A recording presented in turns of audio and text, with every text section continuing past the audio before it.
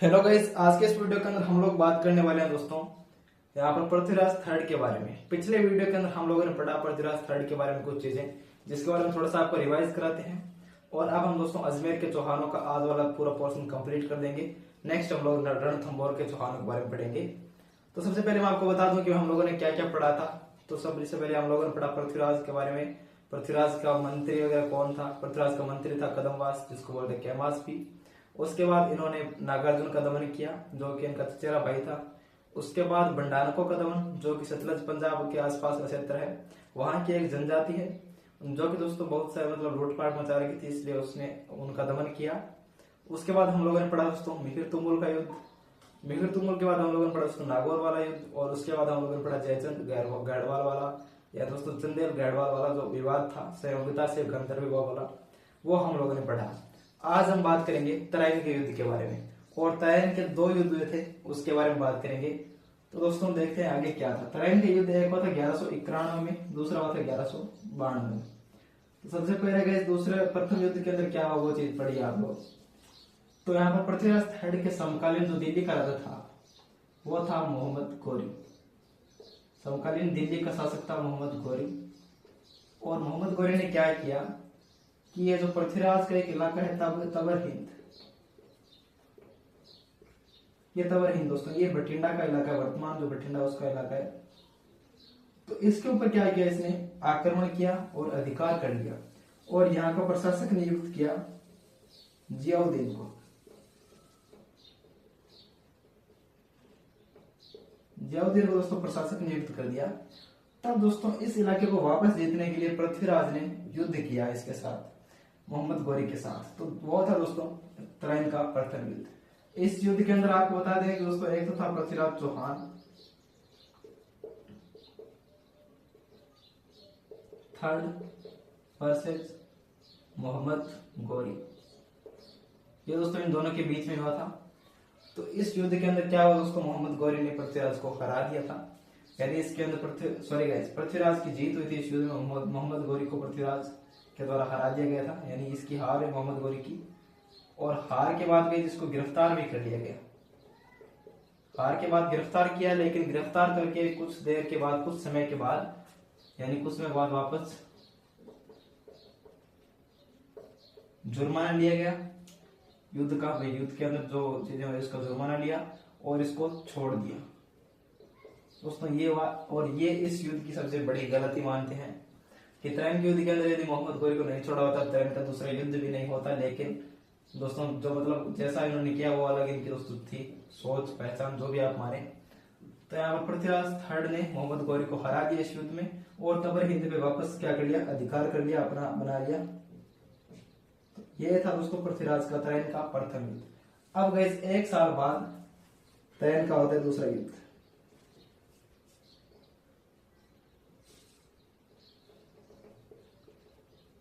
ये हुआ था गैस 1192 में। और इस टाइम युद्ध के अंदर क्या क्या था दोस्तों वो आपको बताते हैं। यहाँ पर तराइन का जो दूसरा युद्ध हुआ, इस युद्ध के अंदर क्या था, सबसे पहले तो पृथ्वीराज की इस युद्ध के अंदर आपको बता दूं हार हो गई थी। अब हार के भी दोस्तों कुछ कारण बताए जाते हैं, उसके बारे में बाद में बात करेंगे। सबसे पहले इस युद्ध के बारे में बात करते हैं। तो पृथ्वीराज था दोस्तों एक तो पृथ्वीराज थर्ड वर्सेज मोहम्मद गोरी। और दोस्तों इस युद्ध में पृथ्वीराज की दो राजाओं ने मदद की थी। तो दोस्तों इस दूसरे युद्ध के अंदर पृथ्वीराज की मदद की दोस्तों एक तो मेवाड़ के सामंत सिंह ने, और एक था दोस्तों जालौर का समर सिंह।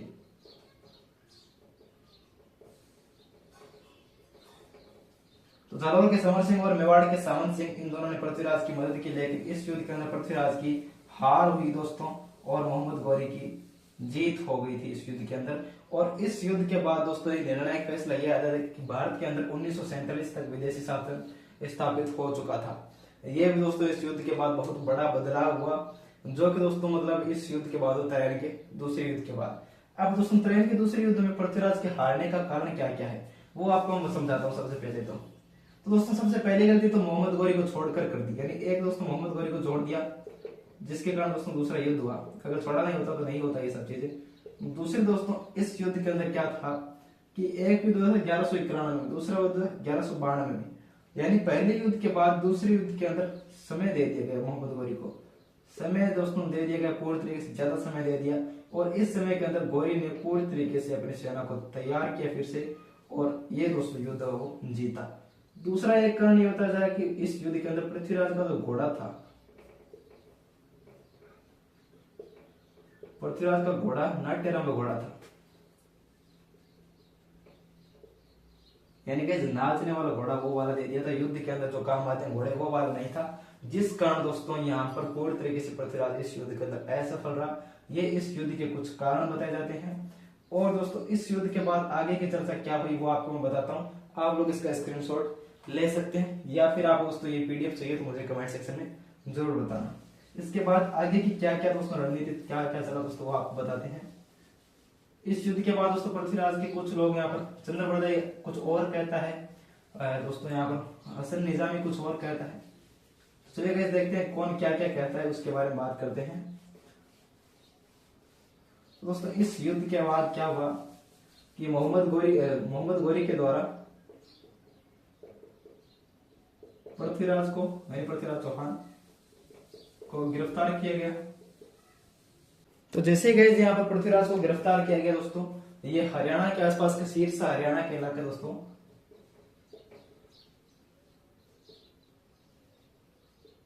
वहां पे इनको गिरफ्तार किया गया। अब ये दोस्तों सिरसा हरियाणा का इलाका, इसलिए वहां पे पृथ्वीराज को गिरफ्तार कर लिया गया। अब गए यहाँ पर एक बात बोली जाती है हसन निजामी की तरफ से, ताज उल मासीर इनकी बुक है, हसन निजामी इनकी बुक है ताज उल मासीर। इसके अंदर ये कहते हैं कि बाद में मोहम्मद गोरी के द्वारा पृथ्वीराज को अजमेर का इलाका दिया गया। मोहम्मद गोरी ने पृथ्वीराज को अजमेर का इलाका दिया, अजमेर दिया दोस्तों। लेकिन बताया जाता है कि पृथ्वीराज ने वापस से मोहम्मद गोरी को मतलब छुड़ाने की, मोहम्मद गोरी से यहाँ पर अपना इलाका वापस छुड़ाने के लिए कुछ षड्यंत्र कर रहे थे, और उस षड्यंत्र का पता मोहम्मद गोरी को चल गया, और इसलिए मोहम्मद गोरी ने क्या करवा दी, हत्या करवा दी। ऐसा दोस्तों हसन निजामी बोलते हैं ताज उल मासीर में। और इसके बारे में दोस्तों यहाँ पर बताया गया है कि यहाँ पर अजमेर का इलाका दिया गया था पृथ्वीराज को मोहम्मद गोरी की तरफ से, लेकिन षड्यंत्र के कारण उनकी हत्या करवा दी गई। उसके बाद एक यहाँ पर दोस्तों चंद्रप्रदाई, जो कि दोस्तों इनके मतलब है दरबारी विद्वान, चंद्रप्रदाई दोस्तों ये कहता है कि बाद में मोहम्मद गोरी ने जब यहाँ पर पृथ्वीराज को बंदी बना लिया, तो बंदी बनने के बाद दोस्तों पृथ्वीराज की आंखें फोड़ दी गई। लेकिन पृथ्वीराज के अंदर एक क्वालिटी थी कि वो आवाज सुन के तीर भेद कर सकता है, मतलब आवाज सुन के तीर चला सकता है।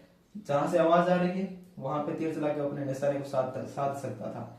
ऐसी उनके अंदर दोस्तों योग्यता थी। तो ये कहते हैं कि जैसे ही मोहम्मद गोरी ने उनको मतलब कुछ ऐसे प्रतियोगिता वगैरह कुछ ऐसे रखा गया, और उसके अंदर कहा कि चंद्रप्रदाई ये बोलते हैं कि पृथ्वीराज ने मोहम्मद गोरी की हत्या कर दी तीर से, और हत्या करने के बाद चंद्रप्रदाई कहते हैं मैंने सबसे पहले तो पृथ्वीराज की यहाँ पर मतलब पूरी तरीके से हत्या की, पृथ्वीराज को मारा, और उसके बाद खुद ने अपना गला काट दिया। और ये बात दोस्तों चंद्रप्रदाई बोलते हैं। अब इस बात में सच्चाई क्या उनसे ये हम कह नहीं सकते, लेकिन दोनों के बारे में क्वेश्चन पूछा जाता है कि हसन निजामी ने ताज और मासीर के बारे में क्या बोला, और चंद्रप्रदाई ने क्या बताया इसके बारे में। तो ये दोस्तों इसके बारे में जानकारी मिलती है, जिसके बारे में मैंने आपको बताया है।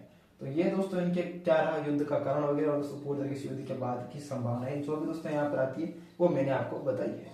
अब दोस्तों हम लोग बात करते हैं कि इनके सांस्कृतिक उपलब्धियां कौन कौन सी थी, तो वो दोस्तों देखना जरूरी है। चलिए मैं इनको हटा लेता हूँ, उसके बाद आपको समझाता हूँ आगे चीज। और दोस्तों यहाँ पर मैं आपको इन सब के नोट्स भी प्रोवाइड करवा रहा हूँ, आप लोग जाकर टेलीग्राम पे देख सकते हैं। सांस्कृतिक उपलब्धियां कौन कौन सी रही वो यहाँ पर देखिए आप लोग। तो सांस्कृतिक उपलब्धियों के अंदर सबसे पहले तो दोस्तों एक गढ़ बनवाया दिल्ली के अंदर, दिल्ली के अंदर इन्होंने दोस्तों एक गढ़ बनवाया, और उसी के साथ इन्होंने यहाँ पर एक कला एवं संस्कृति का विभाग बनाया, और दोस्तों उसके बारे में जानकारी मिलती है। तो दोस्तों जो गढ़ बनाया उसके बारे में जानकारी बताता हूँ आपको। तो दोस्तों पृथ्वीराज की सांस्कृतिक उपलब्धियों के अंदर इन्होंने एक दिल्ली के अंदर गढ़ बनाया, पिथौरागढ़, ये जानकारी मिलती है। इन्होंने दोस्तों कला एवं संस्कृति का एक विभाग बनाया,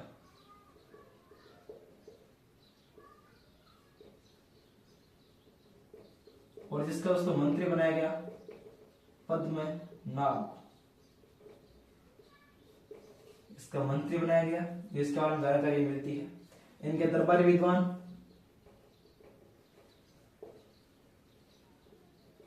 सबसे ज्यादा जिनका नाम था दोस्तों वो है चंद्रवरदाई,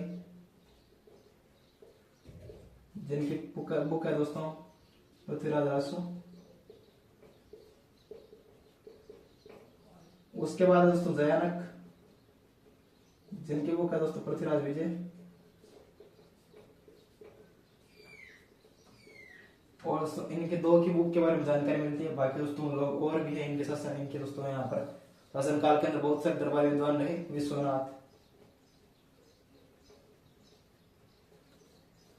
दोस्तों, ये कुछ इनके दरबारी विद्वान रहे जिनके बारे में जानकारी मिलती है।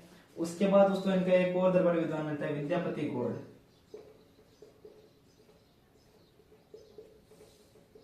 तो ये दोस्तों इनके दरबारी विद्वान रहे। और उसके बाद गए हम लोग इनका एक चीज और देखते हैं कि इनके समकालीन राजा कौन कौन से थे आसपास के क्षेत्र के। ये क्वेश्चन पूछा जाता है दोस्तों ज्यादा बार। तो मेवाड़ का हम लोगों ने देखा कि मेवाड़ का था सामंत सिंह।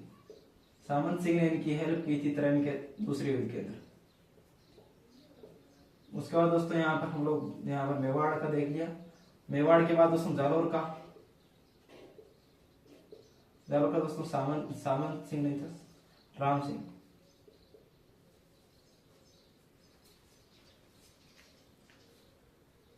तो यहाँ पर गए जालोर का था समर सिंह।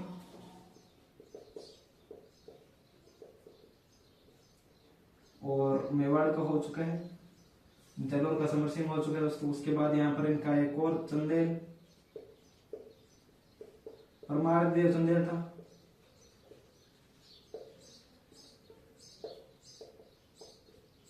और इसी साथ दोस्तों यहाँ पर था भीम सेकंड था एक इनका चालुक्य शासक।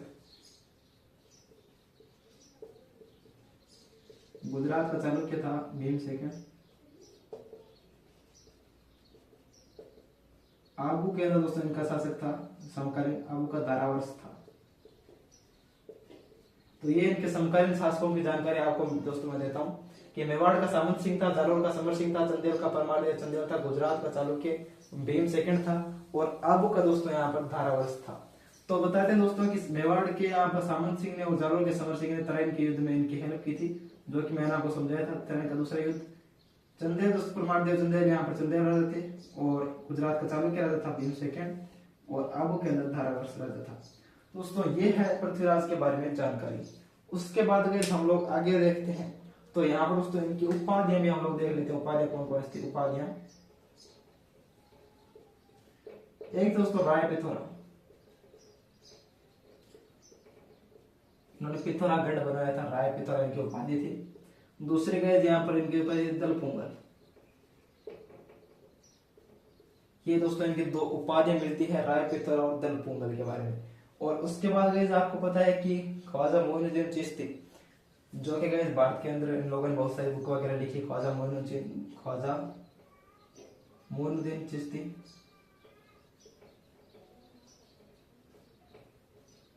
जो कि इन्हीं के शासनकाल के अंदर भारत आए थे, जो कि इनके बारे में जानकारी मिलती है। तो ये है दोस्तों इनके बारे में जानकारी। पृथ्वीराज के बारे में हम लोगों ने क्या क्या देखा दोस्तों, तराइन का प्रथम युद्ध देखा जिसके अंदर पृथ्वीराज की जीत हुई, गौरी हारा। सेकंड युद्ध के अंदर दोस्तों गौरी की जीत हुई और पृथ्वीराज हारा। पृथ्वीराज दोस्तों सिरसा हरियाणा की तरफ से गिरफ्तार किया गया। असल निजाम दोस्तों ताजुल मसीर के अंदर जानकारी मिलती है कि पृथ्वीराज को अजमेर दिए गए थे, लेकिन षड्यंत्र के कारण पृथ्वीराज को बाद में मार दिया गया। लेकिन चंद्रवरदाई बोलते हैं कि पृथ्वीराज ने मोहम्मद गौरी को मारा। मोहम्मद गौरी को मारने के बाद चंद्रवरदाई स्वयं पृथ्वीराज को यहाँ पर मारते हैं और उसके बाद स्वयं अपना मतलब पूरी तरीके से यहाँ पर हत्या कर लेते खुद की। और उसके बाद हम लोगों को दोस्तों इनकी जो सांस्कृतिक उपलब्धियां उनके बारे में जानकारी मिलती है कि उन्होंने दिल्ली के अंदर पिथौरागढ़ बनाया था, कला एवं संस्कृति के विभाग बने जिसका मंत्री पद और नाब को बनाया गया। दरबारी विद्वान चंद्रवरदाई पृथ्वीराज रासो थे इनकी, जयानक पृथ्वीराज विजय, विश्वनाथ विद्यापति गौड़। उपलब्धियों के अंदर राय पिथौरा दलपुंगल और समकालीन राजा मिलते हैं मेवाड़ का सामंत सिंह, जालोर का समर सिंह, चंदेल परमारदेव चंदेल, गुजरात का चालुक्य भीम सेकंड, आबू का धारावर्ष। ये दोस्तों इनके बारे में जानकारी मिलती है। अभी हम दोस्तों आगे पढ़ते हैं, लास्ट यहाँ पर इनके दो राजा बचे हुए हैं उनके बारे में। उसके बाद हमारा अजमेर का चौहान कंप्लीट हो जाएगा, हम लोग रणथंभौर के चौहानों के बारे में बात करेंगे। तो यहाँ पर दोस्तों आपको वीडियो अच्छा लग रहा है तो please like share comment subscribe जरूर करना। अभी चलिए गाइस हम लोग उनका अगला राजा देखते हैं। अगला राजा था उसको गोविंद राज।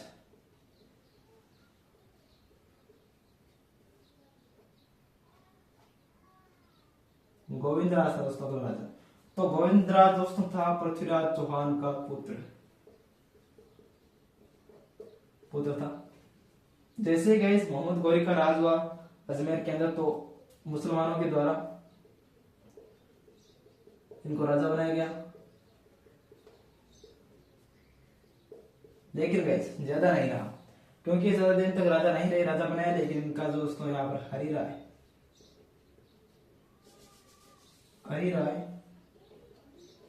या हरराज,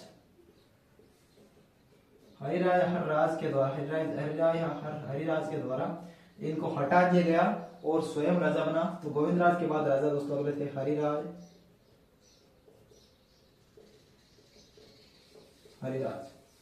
दोस्तों यहाँ पर हरिराय ने क्या किया, हरिराय के बारे में थोड़ी सी जानकारी मिलती है कि उन्होंने अपने मंत्री चतुरराज के नेतृत्व में दिल्ली सेना भेजी।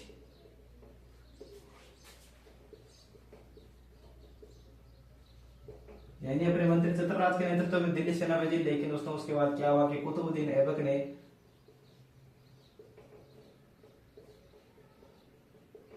अजमेर पे आक्रमण किया।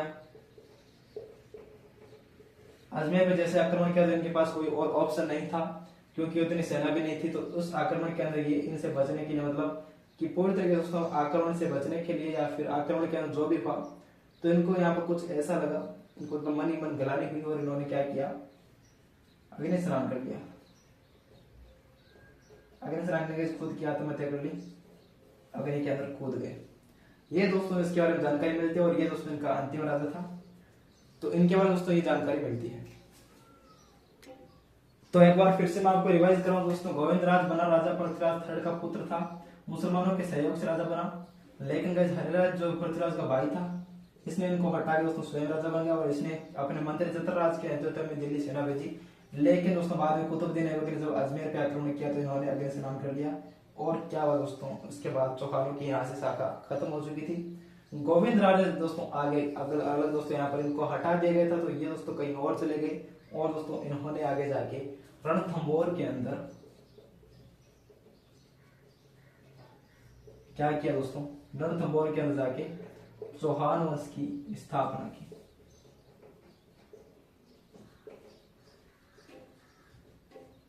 ये दोस्तों आगे गोविंद राज रणथंभौर के अंदर जाएंगे और वहां पे जाके इन्होंने इसकी स्थापना की थी। तो चलिए गाइस हम लोग पढ़ते हैं रणथंभौर के चौहान अगला, जिसके अंदर मैं आपको थोड़ी सी जानकारी देता हूँ। कुछ दोस्तों हमीरदेव चौहान के बारे में जानकारी देंगे, उसके बाद हम लोग इस टॉपिक को कंप्लीट करेंगे और आपको दोस्तों आगे बताएंगे। तो दोस्तों हम लोग पढ़ रहे हैं रणथंभौर के चौहान। 1194 के अंदर दोस्तों जब गोविंद राज को पृथ्वीराज के दोस्तों भाई हरिराज के द्वारा हटाया गया अजमेर से, तो गोविंद राज दोस्तों आ चुका था रणथंभौर के अंदर। और गोविंद राज ने 1194 में यहाँ पर स्थापना की रणथंभौर के अंदर चौहान वंश की। उसके बाद इसके बारे में और कोई जानकारी ज्यादा नहीं मिलती है, स्थापना की जानकारी मिलती है।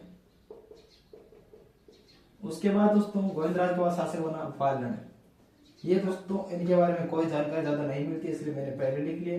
मैं दोस्तों आपको इसलिए बता रहा हूँ कि जब दोस्तों आपको क्वेश्चन पूछा जाता है कि इनमें से मतलब कार्यकाल के बारे में पूछा जा सकता है कि सबसे पहले राजा कौन था, दूसरा राजा कौन था, इनमें से मतलब क्रम वाइज पूछा जाता है, तो इसके अंदर ये काम आता है। तो मैं आपको बता देता हूँ, पहले गोविंद राज के बाद राजा बना बालन। बालन के शासन काल की कोई जानकारी ज्यादा नहीं है। उसका प्रहलाद शासक बना, प्रहलाद की भी नहीं जानकारी मिलती है। दोस्तों शासक बना वीर नारायण। इनकी जानकारी मिलती है कि इल्तुतमिश के खिलाफ इनकी मृत्यु हो गई थी, इल्तुतमिश के खिलाफ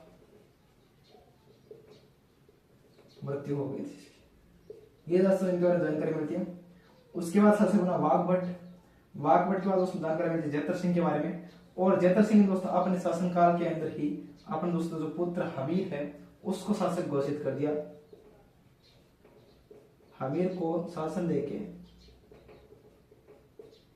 उसको दोस्तों शासक घोषित कर दिया। और उसके बाद हम लोग जब दोस्तों इसका पढ़ते हैं रणथंभौर का, तो हम लोग हमीरदेव चौहान से ही पढ़ते हैं। तो हाँ दोस्तों, हमीरदेव चौहान के बारे में जानकारी आपको देंगे पूरी तरीके से इस वीडियो के अंदर। देखते रहिए दोस्तों वीडियो को आप लोग एंड तक। अब हम लोग शुरू करते हैं हमीरदेव चौहान। रणथंभौर का दोस्तों प्रतापी शासक रहा हमीरदेव चौहान।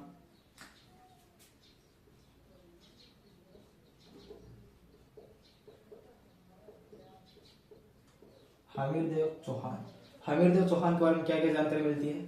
हम लोग पढ़ रहे थे हमीर की दिग्विजय नीति। दिग्विजय नीति के अंदर दोस्तों ये 1282 से 1288 तक इन्होंने दोस्तों क्या किया, अपने आसपास के सभी इलाकों को जीत लिया, जिसके अंदर आबू के प्रताप सिंह परमार को हरा के आबू को जीत लिया। मेवाड़ के अंदर समर सिंह को हरा के मेवाड़ को जीत लिया और दारा के दोस्तों बौद्ध परमार को हराया और वहां पे दोस्तों इन्होंने अपना अधिकार कर लिया। काठियावाड़ पुष्कर तक दोस्तों इन्होंने इलाके जीत रखे थे और दोस्तों इसी के साथ मांडलगढ़ तक एक कर वसूलते थे, मांडलगढ़ तक अपना कर वसूला करते थे, मतलब इनकी सीमाएं ज्यादा थी। और दोस्तों इन सब को देख के यहाँ पर इनकी जो दोस्तों मतलब बढ़ती हुई शक्ति थी वो कहीं ना कहीं दिल्ली के लिए खतरा हो चुकी थी। और इसी कारण दोस्तों बाद में इनके ऊपर दिल्ली की तरफ से आक्रमण हुआ और उस आक्रमण के कारण इनको साका करना पड़ा, जिसके बारे में मैं आपको जानकारी देता हूँ कि यहाँ पर रणथंभौर का साका कैसे हुआ और उसके बारे में क्या क्या चीज थी। तो दिग्विजय नीति के अंदर यही दोस्तों इतनी चीज इंपॉर्टेंट थी जो कि मैंने आपको बता दी है। अब हम लोग दोस्तों आगे इनके बारे में और जानकारी देते हैं। दोस्तों आपको अलाउद्दीन खिलजी का इनके ऊपर आक्रमण हुआ, जलालुद्दीन खिलजी का भी आक्रमण हुआ, उसके बारे में बात करते हैं। तो वीडियो को आप लोग आगे देखिए। तो सबसे पहले दोस्तों हम लोग देखते हैं जलालुद्दीन खिलजी का आक्रमण, जिसको हम लोग जे कैसे ले लेते हैं दोस्तों। इनके यहाँ पर दो आक्रमण हुए, एक तो हुआ दोस्तों 1290 में और एक हुआ 1292 में। दो आक्रमण हुए। 1290 के आक्रमण के दोस्तों इन्होंने क्या किया, जाहिन दुर्ग पे अधिकार कर लिया। हमीर का दोस्तों दुर्ग था जाहिन दुर्ग। बाद में दोस्तों हमीर का एक सेनापति था गुरदास सैनी, गुरदास सैनी हमीर का सेनापति।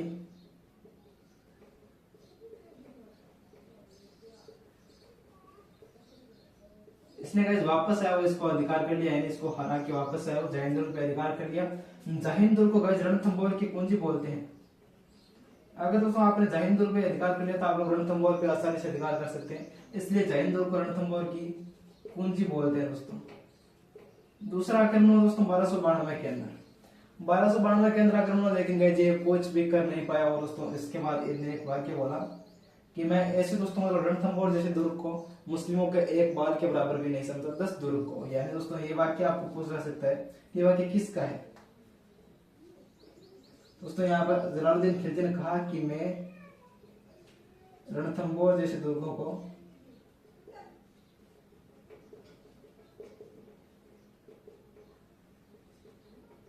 जैसे 10 दुर्ग को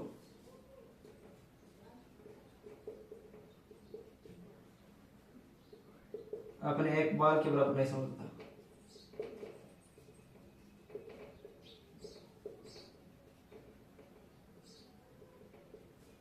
ये गैस इन्होंने बोला, जिसके बारे में जानकारी आपसे पूछ जा सकती है। तो ये दोस्तों इन्होंने इतना ही किया क्योंकि इनके द्वारा और कुछ नहीं हुआ। उसके बाद यहाँ पर जलालुद्दीन खिलजी की हार का बदला लेने के लिए और दोस्तों हमीर की बढ़ती शक्तियों के कारण यानी दिल्ली के लिए खतरा हो चुका था। जलालुद्दीन खिलजी का दोस्तों उसके बाद अगला दोस्तों उत्तराधिकारी यहाँ पर दोस्तों दिल्ली की तरफ से वो था अलाउद्दीन खिलजी। और अलाउद्दीन खिलजी ने दोस्तों इसके ऊपर आक्रमण किया और आक्रमण के बाद यहाँ पर इनका साका हुआ, जिसके बारे में हम लोग पढ़ते हैं। तो वो साका बहुत ही इंपॉर्टेंट है। और दोस्तों इसके अंदर से एक क्वेश्चन आता है कि राजस्थान का एकमात्र जल साका, जिसके बारे में दोस्तों हम लोग बात करेंगे इसके बारे में भी।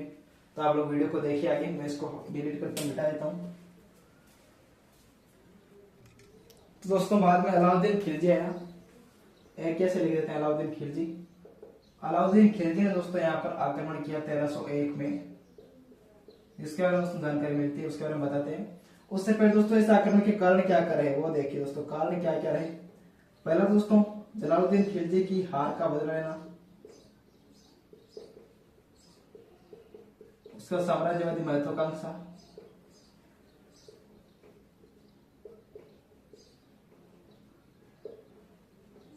उसके बाद गए इसके अंदर वो क्या क्या दोस्तों है, मैं पूरी तरीके से लिख देता हूँ ताकि नोट्स में कोई दिक्कत ना हो।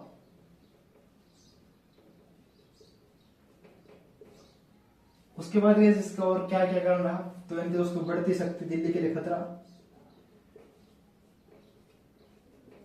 लेकिन गाइस इनमें से कुछ एक कारण और था, जो कि ये है इसका इम्पोर्टेंट कारण। दोस्तों यहाँ पर अलाउद्दीन खिलजी की तरफ से दो लोग दोस्तों आके इन्होंने दो लोगों को इन्होंने शरण दी थी। एक है दोस्तों केहबरू और एक है दोस्तों मोहम्मद शाह। अब दोस्तों कुछ कहानी है वो समझिए आप लोग। क्या दोस्तों ये केहबरू थी अलाउद्दीन खिलजी की रानी, केहबरू रानी थी, और इसका दोस्तों मोहम्मद शाह के खिलाफ कुछ प्रेम प्रसंग जो कि आप लोग समझ सकते हैं। तो इस कारण गए इस चीज का जब पता चला अलाउद्दीन को, तो अलाउद्दीन ने इसको मारना चाहा मोहम्मद शाह को। लेकिन गए इस मोहम्मद शाह को पता, इसने बता दिया पूरी बात केहबरू ने। तो ये तो दोस्तों यहाँ से भाग के और हमीर के पास आ गए और हमीर के पास इन्होंने शरण दी दोस्तों। और आपको पता है कि शरणागत की रक्षा करने के बारे में राजपूत शासकों ने पूरी तरीके से अपना सब कुछ न्यौछावर कर दिया था। तो ये दोस्तों यहाँ पर क्या किया, इन दोनों को शरण दे रखी थी और साथ में उनको जगाना की जागीर भी इन्होंने दे दी थी। तो इसलिए गए यहाँ पर क्या था कि इन लोगों को छुड़ाने के लिए, यानी इन लोगों को वापस लेने के लिए अलाउद्दीन खिलजी ने यहाँ पर ये युद्ध लड़ा।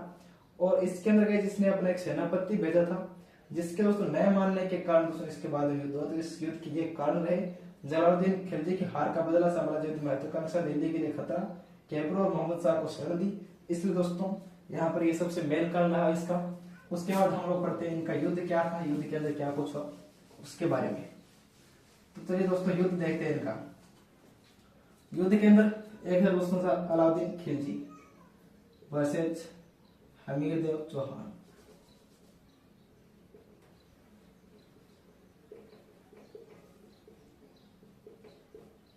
हमीरदेव चौहान के दो सेनापति थे दोस्तों,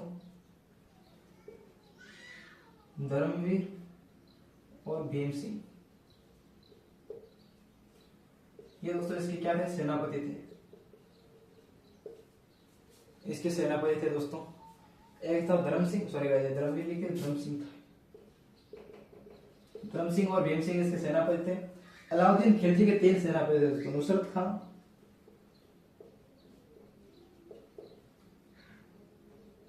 उलुग खान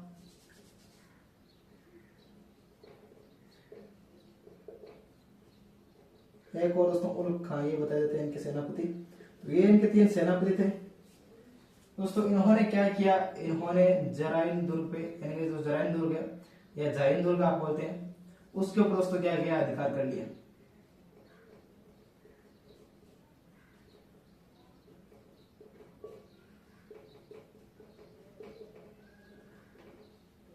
जैसे कि जिन्होंने इसके ऊपर अधिकार किया तो इनके सेनापतियों को पता चला, तो इन सेनापतियों ने दोस्तों इसको वापस से वहां से हटा दिया। लेकिन उससे पहले इसके ऊपर अधिकार करके इसका नाम चेंज कर दिया गया इसके द्वारा, यानी इन लोगों ने बहुत ज्यादा नाम चेंज किए, नाम चेंज करके रख दिया। फिर जैनदुर्ग के ऊपर अधिकार किया और दोस्तों वहां पे 9 से, यानी कि यहाँ पर लोगों ने जैनदुर्ग पे अधिकार कर लिया और 9 से इसका क्या कर दिया, नया नाम रख दिया।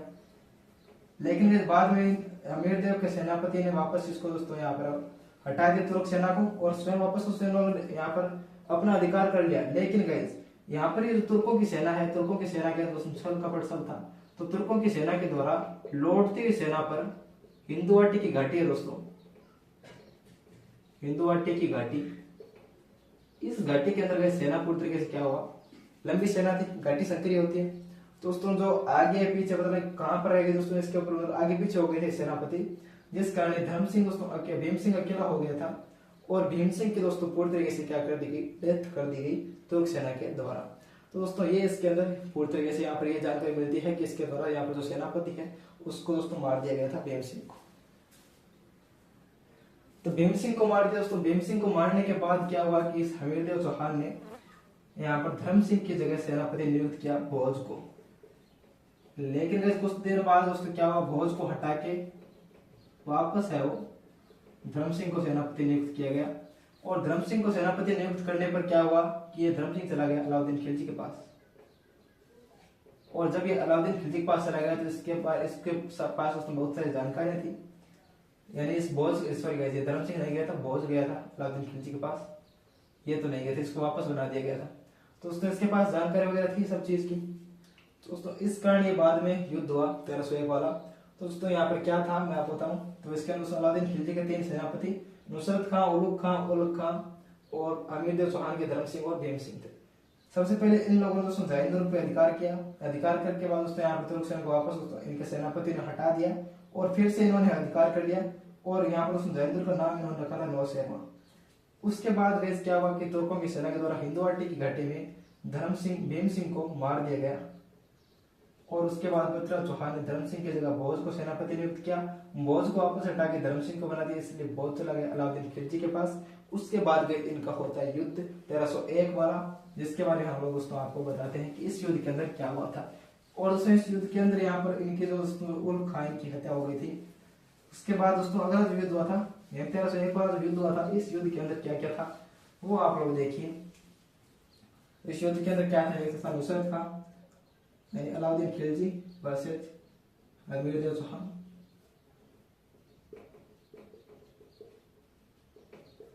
तेरह सौ एक के अंदर सेना सामने होती है।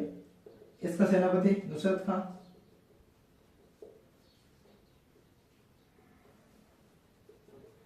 ये दोनों थे दोस्तों। और अमीर देव चौहान के सेनापति वही थे जो कि मैंने आपको पहले बताए हैं।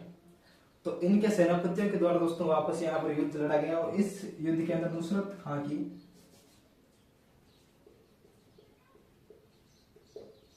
मौत हो गई। जैसे नुसरत खां की मौत हुई दोस्तों अलाउद्दीन खिलजी को पता चला इसके बारे में, तो पूरी तरीके से सेना पूरी तरीके से यहाँ पर हो चुकी थी, निराश हो चुकी थी इनकी सेना, क्योंकि ये इनका सेनापति चला गया था।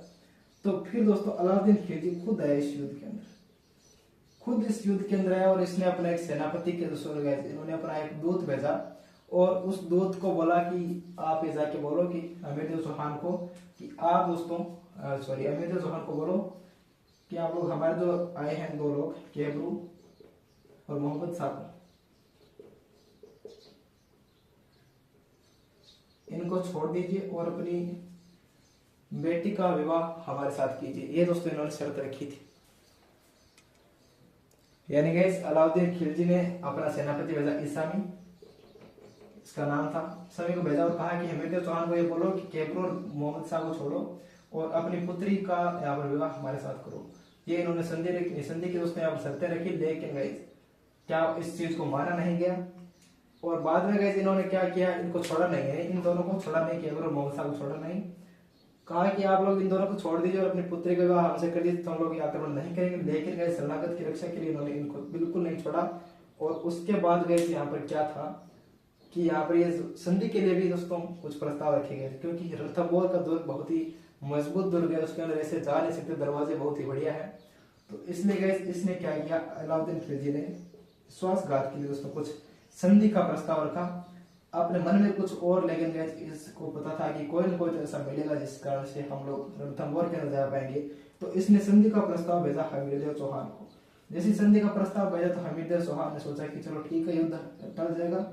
और संधि के लिए दोस्तों इसने अपने 2 सेनापति को भेज दिया, रणबल व रतिपाल, यानी इन 2 सेनापति को भेजा कि आप लोग जाइए और संधि कीजिए इनके साथ, मैं तो नहीं जाऊंगा।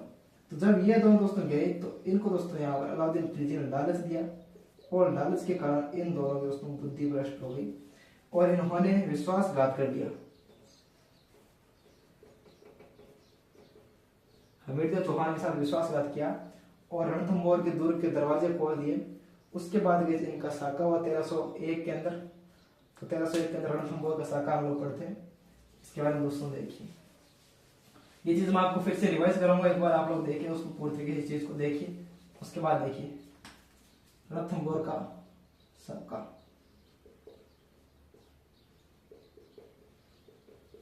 तेरह सौ एक में हुआ।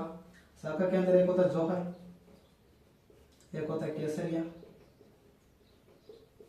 जौहर दोस्तों इनकी पत्नी थी जिसका नाम दोस्तों पद्मा था, ऐश्वर्य की रंग देवी था। और केसरिया किया हमीर देव चौहान ने। इनकी गैस बेटी थी जो कि नाम था देवल दे। इसने गैस पानी के अंदर यहाँ पर पद्म तालाब बनाया था, उसके अंदर कूद के अपनी आत्महत्या कर ली, क्योंकि यहाँ पर जो कुंवारी लड़कियां होती थी उस टाइम की वो जौहर नहीं करती थी, इसलिए इसने पानी के अंदर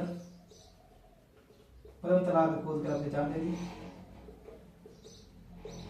और इसलिए गाइस इसको बोलते हैं राजस्थान का एकमात्र जल साका, एकमात्र जल साका। तो इसके अंदर गाइस यहाँ पर देवल जी ने वहां पे कूद के अपनी हत्या कर ली और दोस्तों उसके बाद ये साका हुआ, जिसके अंदर हमीरदेव चौहान और पत्नी थी उनकी रंग देवी। इस साका के अंदर आपको पता है दोस्तों कि ये अलाउद्दीन खिलजी की जीत हो गई और ये राजस्थान का प्रथम साका था।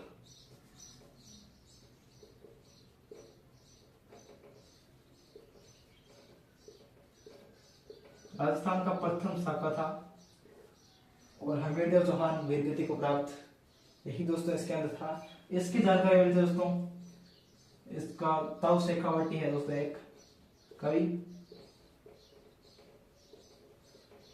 इनकी पुस्तक है दोस्तों देवल जी और आत्मोत्सर्ग।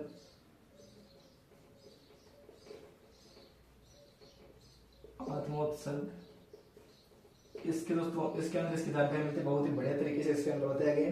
तो यह है दोस्तों रणथंभौर का शाखा, जिसके अंदर जोहर किया रंगदेवी ने, कैसे हमीरदेव चौहान ने युद्ध किया दोस्तों। क्या क्या हुआ, सबसे पहले तो अलाउद्दीन खिलजी जिन्होंने दोस्तों जैन दुर्ग पे अधिकार किया और वहां पे इनके सेनापति नुसरत खां, उलुग खां और उल्क खां वगैरह इनके सेनापति थे। जिसके अंदर कैसे क्या हुआ कि हमीरदेव चौहान के सेनापति थे यहाँ पर धर्म सिंह और भीम सिंह। तो भीम सिंह की दोस्तों बाद में जाती हुई सेना ने यहाँ पर इनके ऊपर हमला किया जाती हुई सेना पे और भीम सिंह की हत्या हो गई हिंदुवाटी की घाटी के अंदर, लेकिन इन्होंने जैन दुर्ग पे वापस अपना अधिकार कर लिया था चौहानों ने। उसके बाद गए वापस से 1301 के अंदर जब इन्होंने आक्रमण किया 1301 में ये जो आक्रमण हुआ, उस आक्रमण के दौरान नुसरत खां की मृत्यु हो गई थी। तो नुसरत खां की मृत्यु होने पे अलाउद्दीन खिलजी खुद वहां पे उसको युद्ध लड़ने के लिए आया और अलाउद्दीन खिलजी ने सबसे पहले तो अपना एक सेनापति भेजा ईसामी, ये सेनापति भेजा दूत भेजा ईसामी और इस समय को कहा कि आप जाके हमीरदेव से कहो कि हमारे जो 2 लोग आए हुए कैमरू और मोहम्मद शाह उनको छोड़ दीजिए और अपनी पुत्री का विवाह हमसे कीजिए, हम लोग इस युद्ध को नहीं करेंगे, टाल देंगे। लेकिन इन्होंने शरणागत को छोड़ा नहीं और उसके बाद गए ये युद्ध हुआ, जिसके अंदर 1301 के अंदर राजस्थान रणथंभौर का पहला शाखा राजस्थान का प्रथम शाखा था रहा था। जौहर यहाँ पर रंगदेव ने किया, कैसे हमीरदेव चौहान ने किया, देवल ने पानी में कूद के अपना आत्मोत्सर्ग कर दिया और इसकी जानकारी ताऊ शेखावटी की रचना है देवल आत्मोत्सर्ग, उसके अंदर से मिलती है। तो उसके बाद गैस क्या हुआ कि रणथंभौर के ऊपर अलाउद्दीन खिलजी का हो चुका था अधिकार। इन्होंने जैन दुर्ग पे अधिकार किया था, जैन जराइन जो भी दुर्ग है दोस्तों जराइन। इस दुर्ग का दोस्तों इन्होंने नाम में आपको बता रहा था नौशहर जो गलत से हो गया, नौशहर दोस्तों इसका नाम रखा गया, नौशहर नाम रखा गया। तो ये दोस्तों इसके अंदर हुआ था। उसके बाद 1301 के अंदर 11 जुलाई 1301 को रणथंभौर पे इन्होंने अधिकार किया और अपना दोस्तों सेनापति था उलुग खां, उसको वहां का प्रशासक बना दिया गया। और उसके बाद गए इसकी जानकारी मिलती है मिफ्ता उल फतूह, सॉरी गए वो था उसके लिए जलालुद्दीन खिलजी के लिए, लेकिन गए यहाँ पर अलाउद्दीन खिलजी के लिए दोस्तों इनकी पुस्तक लिखी गई दोस्तों, जो कि है अमीर खुसरो की खजाइन उल फतूह। खजाइन उल फतूह के अंदर इसकी जानकारी मिलती है, अमीर खुसरो के द्वारा लिखी हुई है।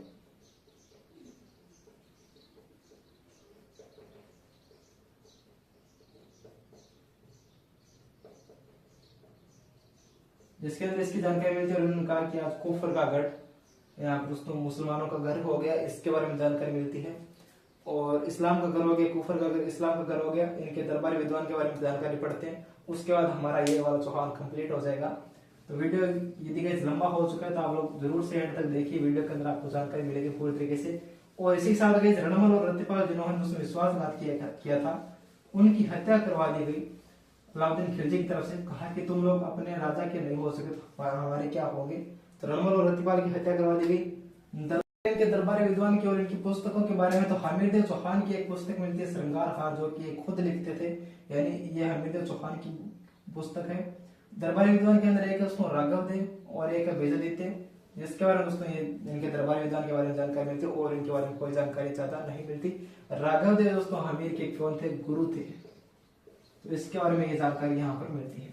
उसके बाद हम लोग इसके कुछ यहाँ पर और बुक पढ़ लेते हैं जिनके बारे में इसके बारे में जानकारी मिलती है जिनके अंदर। तो उन बुक के बाद हमारा ये रणथंभौर का चौहान पार्ट कंप्लीट हो जाएगा। हम लोग नेक्स्ट यहाँ पर स्टार्ट करेंगे। तो ये दोस्तों बहुत ही यहाँ पर सरल था। अगला हम लोग देखते हैं। तो कुछ और पुस्तकें दोस्तों जो कि इसके बारे में जानकारी मिलती है। नयन चंद्र सूर्य की हमीर महाकाव्य, सारंगधर की हमीर रासो, जोधराज की दोस्तों है हमीर रासो,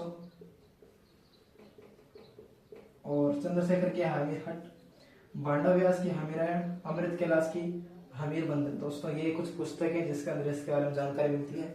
तो आज दोस्तों हमारा हो चुका रणथंभौर का Chauhan part complete. Prithviraj third से हम लोगों ने स्टार्ट किया था, रणथंभौर के चौहान हम लोगों ने कंप्लीट कर दिए। त्रयन की युद्ध के बारे में जानकारी हम लोगों ने ले ली है दोस्तों। अगला हम दोस्तों नया स्टार्ट करेंगे जालोर का। यहाँ पर पूरे तरीके जालोर के चौहान कौन कौन से थे उसके बारे में। आपको वीडियो पसंद आए तो please like share comment subscribe जरूर करना। ऐसे ही वीडियोस को देखने के लिए सब्सक्राइब कर लीजिए। Thanks for watching, thank you.